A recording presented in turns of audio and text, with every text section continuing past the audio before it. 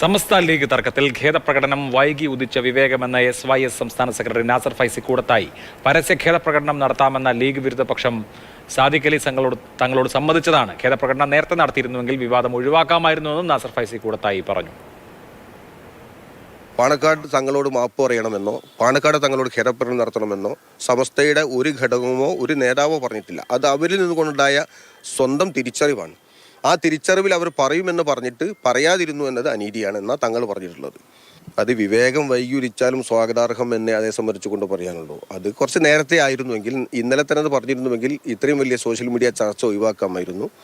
ഇനിയെങ്കിലും തിരിച്ചറിഞ്ഞത് വളരെ സ്വാഗതാർഹമാണ്. ഞങ്ങൾ ആ നീക്കത്തെ പൂർണ്ണ അർത്ഥത്തിൽ മനസ്സറിഞ്ഞ് സ്വാഗതം ചെയ്യുന്നു. ഷഹീദ് വിവരങ്ങളുമായി. ഷഹീദ്, നാസർ ഫൈസി കൂടത്തായി, അപ്പുറത്തുള്ള ഉമർ ഫൈസി മുക്കം, അതുപോലെ തന്നെ അമ്പലക്കടവ് ഹമീദ് ഫൈസി വിഭാഗത്തിനെതിരെ പരസ്യമായി തന്നെ നിങ്ങൾക്കിത് നേരത്തെ ആയിക്കൂടായിരുന്നോ എന്നൊരു ചോദ്യം ചോദിക്കുകയാണ്. സമസ്തയിലെ ഉൾപിരിവുകൾ ഈ മാപ്പിന് ശേഷവും അവസാനിക്കില്ല എന്നാണോ?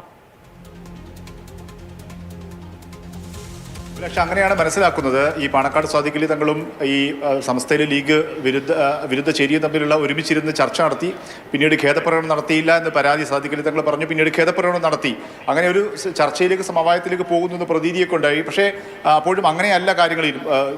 നാസർ ഫൈസി എന്നെ ചൂണ്ടിക്കാണിച്ചത് ഇനിയും പരിഹരിക്കപ്പെടാനുള്ള സാഹചര്യങ്ങൾ അല്ലെങ്കിൽ കാര്യങ്ങൾ ഇനിയുമുണ്ട്. ഇക്കാര്യങ്ങളിലേക്ക് കൂടുതൽ ചർച്ച ചെയ്യേണ്ട ആവശ്യമുണ്ട്. ഒപ്പം തന്നെയാണ് ഈ ഖേദപ്രകടനം അത് നേരത്തെ തന്നെ ആയിരുന്നെങ്കിൽ ഇത്തരം രീതിയിലുള്ള വലിയ വിവാദങ്ങൾ ഒഴിവാക്കാമായിരുന്നു. ഇത് വൈകി ഉദിച്ച വിവേകമാണ് എന്നുകൂടി നാസർ ഫൈസി പറഞ്ഞു വെക്കുമ്പോൾ ഈ കാര്യത്തിൽ ലീഗ് അനുകൂല പക്ഷവും വിരുദ്ധ ചേരിയും തമ്മിലുള്ള പരസ്പരമുള്ള അഭിപ്രായ വ്യത്യാസങ്ങളും പരസ്പരമുള്ള കുറ്റപ്പെടുത്തലുകളും ഇപ്പോഴും തുടരുന്നു എന്നാണ് നമ്മൾ മനസ്സിലാക്കേണ്ടത്. നാസർ ഫൈസി ഈ വിഷയത്തിൽ പരസ്യമായി പ്രതികരണം നടത്തിയ സാഹചര്യത്തിൽ ഇനി മറുചേരി എങ്ങനെയായിരിക്കും ഇക്കാര്യത്തിലുള്ള പ്രതികരണം നടത്തുക എന്നും അറിയേണ്ടതുണ്ട്. ഒരു കാര്യം വ്യക്തമാണ്, ഇപ്പോഴുണ്ടായിരിക്കുന്ന സമവായ ചർച്ചകൾ കൊണ്ട് ഈ തർക്കങ്ങൾ പൂർണ്ണമായി പരിഹരിക്കപ്പെടുന്നില്ല. ഇനിയും വിഷയങ്ങൾ ചർച്ച ചെയ്യാനുണ്ട് എന്ന് നാസർ ഫൈസി കൂടി വ്യക്തമാക്കുന്നുണ്ട്.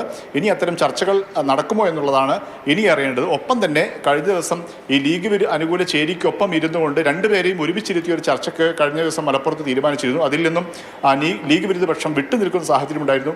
അവരെയും കൂടി ഉൾപ്പെടുത്തിക്കൊണ്ട് മറ്റൊരു ചർച്ച കൂടി വേണമെന്ന് ഇപ്പോൾ നാസർ ഫൈസി ഉൾപ്പെടെയുള്ള ലീഗ് അനുകൂല ചേരി ആവശ്യപ്പെടുന്നുണ്ട്.